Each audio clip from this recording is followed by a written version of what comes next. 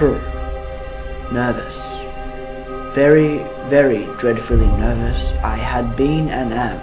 But why would you say that I am mad?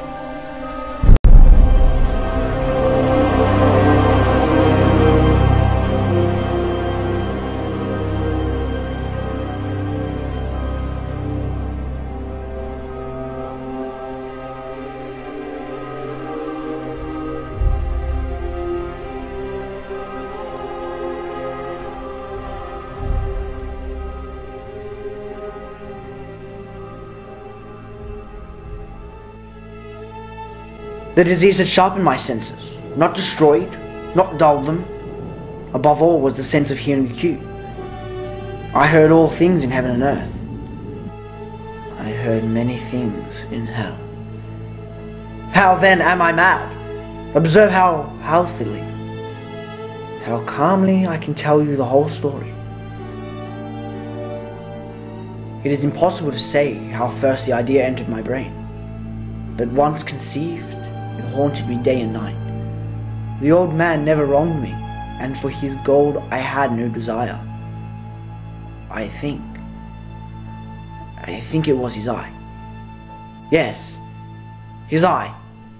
He had an eye of some kind of vulture, milky white and brown, with some sort of red ring around it, constantly searching for my soul. Whenever it fell upon me, my blood ran cold. And so, very gradually, I made up my mind to take the life of the old man, and thus rid myself of the eye forever.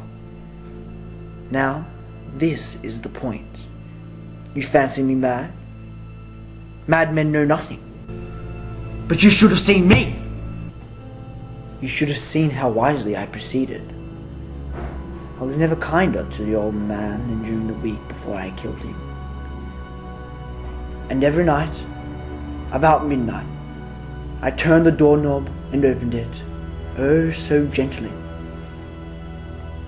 You would have laughed to see how cunningly I moved, very, very slowly, so that I might not disturb the old man's sleep. It took me a whole hour to place my whole head within the opening so far that I could see him as he lay upon the bed. Ha! Would a madman have been so wise as this? And then, when my head was well in the room, I took my torch and shined it dull, just so that one single thin ray would fall upon the vulture eye. And I did this for 7 long nights, every night at just midnight. But you see, I found that the eye was always closed, and so it was impossible to do the work, for it was not the old man that vexed me, but his evil eye. Upon the 8th night, I was more than usually cautious in opening the door. I could scarcely contain my feelings of triumph. To think that there I was, opening the door little by little, and he, not even to dream of my secret deeds or thoughts. But as I went to turn on the torch, my hand slipped, for I was shaking with anticipation, and the old man sprang up in bed crying out, "Who's there?" I kept still and said nothing, and then I heard a slight murmur, a groan, and I knew that sound well. I knew what the old man must have felt, and I pitied him, but not enough for that evil eye. When I had waited a long time, very patiently, without hearing him lie down, I resolved to turning on the torch, little by little. Well, I heard another sound. No, not another groan. That was different. A thumping. I knew that sound well too. It was the beating of the old man's heart. It increased my fury as beating of a drum stimulates a soldier into courage. But even yet I refrained and kept still. I scarcely breathed. I held the torch motionless. All I could see was his evil eye, and all I could hear was a thumping of the heart, the thumping. It grew quicker and quicker, and louder every instant, louder and louder and louder and louder. I have told you that I am nervous, so I am. And so it grew louder and louder, and now a new anxiety seized me. The sound would be heard by a neighbour. The old man's hour had come. He shrieked once only. In an instant I dragged him lifeless to the floor. The old man was dead. His eye would trouble me no more. If still you think me mad, you will think so no longer when I describe the wise precautions I took for the concealment of the body. I took up 3 planks from the flooring of the chamber and deposited all inside the crevice. I then replaced the boards so cleverly, so cunningly, that no eye, not even his, could ever detect anything wrong. I had made little mess, just my hands, and the rest was clean. I'd been far too wary, too smart for that. There was silence. So I opened the door, and there stood one woman, who introduced herself as my neighbour, the officer's wife. I smiled, for what I had to fear. I bade the woman welcome.